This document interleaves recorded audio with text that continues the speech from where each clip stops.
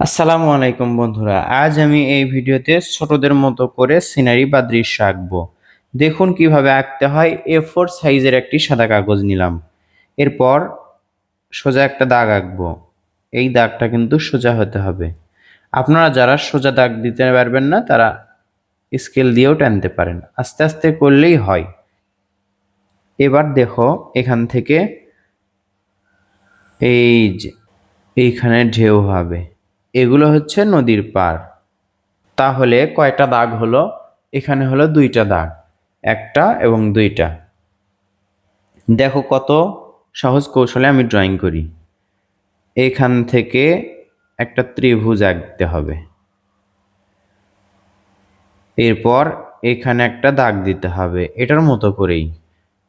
আবার এখানে একটি ত্রিভুজের মতো, এখানে আরেকটি দাগ।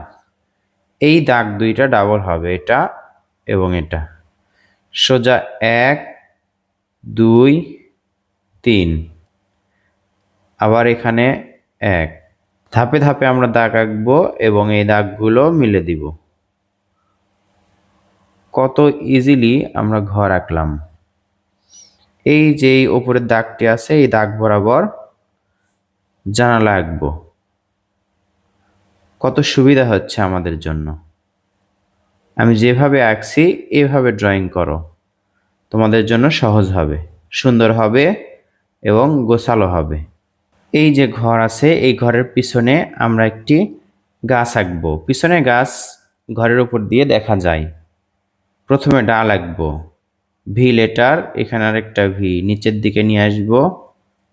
ডাল আঁকা হলো, ডাল থেকেই পাতা আঁকা হবে। আবার এই পাশে আরেকটি গাছ আঁকবো আমরা, শুধু ভি, ভি থেকে ডাল, ডাল থেকে পাতা।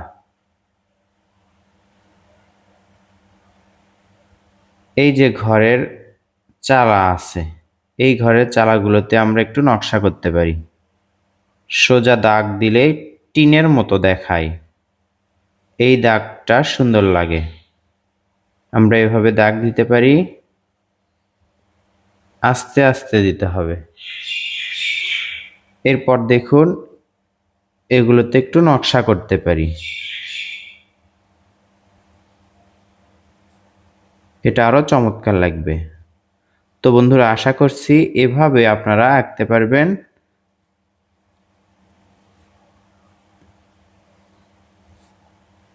আঁকলে সহজ হবে।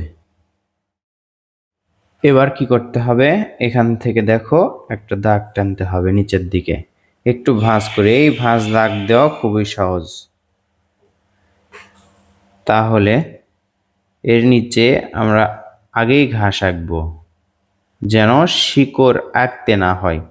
শিকড় আঁকা আমাদের জন্য কষ্টকর। গাছের পাতা কিভাবে আঁকতে হবে? তাল গাছের পাতা খুব সহজে আঁকা যায়। নিচের পাতা আঁকা হলো, দুই পাশে দুইটা দাগ দিয়ে এটার সাথে মিলে দিলেই হয়। উপরে দুইটা দাগ দুই দিকে যাবে, এরপর একই রকম করেই মিলবে। এই পাতার মাঝে একটু দাগ দিলে সুন্দর লাগে। এবার এই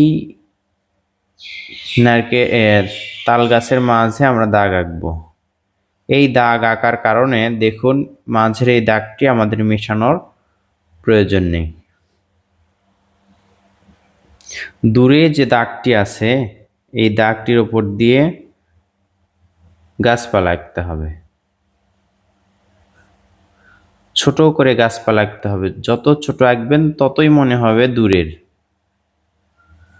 উপরে যাবে নিচের দিকে আসবে, উপরে যাবে নিচের দিকে আসবে, উপরে যাবে নিচের দিকে আসবে। অবশ্যই সূর্য আঁকতে হবে, সূর্য দৃশ্যের সৌন্দর্য বাড়ায়।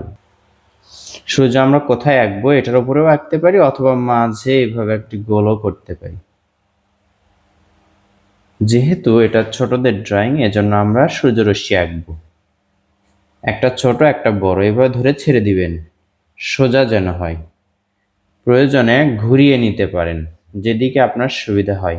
আর্ট পেপারটি ঘুরে ঘুরে করলেও সহজ হয়। একটা ছোট একটা বড়। দেখুন কতটা সুন্দর লাগছে।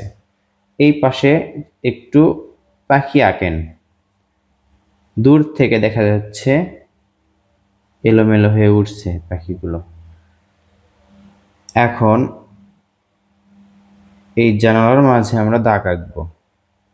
এটা শুরুতেই আঁকার প্রয়োজন ছিল, পরে আঁকলাম।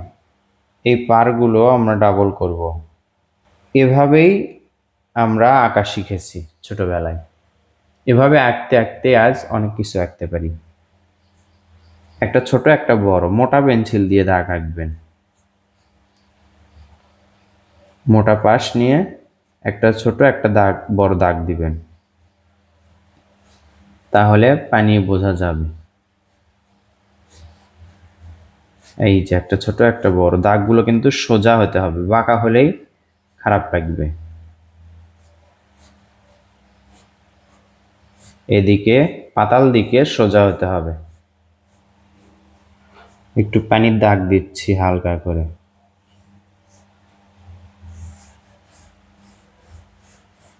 পুরো পানি ফাঁকা রাখবো, নৌকা বা অন্য কিছু আমরা আঁকবো না, এটা কঠিন করবে। রাবারের একটা কাজ আছে, সেটা হচ্ছে এই দাগটা মেশাতে হবে। জানালার পাশে যে দাগটি আছে এটা মেশাতে হবে। এবার দেখুন এই দৃশ্যে কোথায় ফাঁকা ফাঁকা লাগছে সেখানে আমরা আঁকবো। কি আঁকলে সহজ হবে সেটাই আঁকবো আমরা। এখানে একটি খেরের বা পলের পালা আঁকতে পারি আমরা।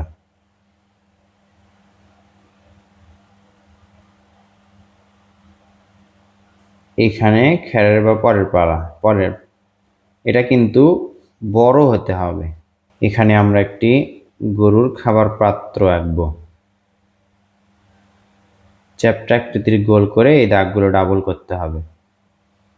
এর মাঝে একটু করে দাগ দিতে হবে গোল, নিচেও গোল হবে। এখানে একটি খুঁটি, এখানে একটি খুঁটি। তো বন্ধুরা, আশা করছি এই দৃশ্যটি আঁকা আপনাদের ভালো লাগবে। এভাবে আঁকবেন, আঁকার পরে চাইলে আপনি রং করতে পারবেন। শুরুতে বেশি বেশি ড্রয়িং প্র্যাকটিস করুন, এরপর রং করা। যখন আপনি সুন্দর ড্রয়িং করতে পারবেন, তারপর রঙও সুন্দর করে করতে পারবেন। বেশি বেশি গ্রামের দৃশ্য আঁকুন বা সিনারি আঁকুন, বড় সিনারি আঁকুন, তাহলে ছবি আঁকা আপনার জন্য সহজ হবে। কারণ একটি দৃশ্যের মাঝে অনেকগুলো সাবজেক্ট বা বিষয়বস্তু থাকে, এগুলো আঁকতে আঁকতে আপনার ড্রয়িংগুলো সহজ হবে। যে দৃশ্য ভালো লাগবে সেই ভিডিও দেখে দেখে আঁকুন। কেমন লাগলো জানিয়ে দিন কমেন্ট করে। ধন্যবাদ। আসসালামু আলাইকুম।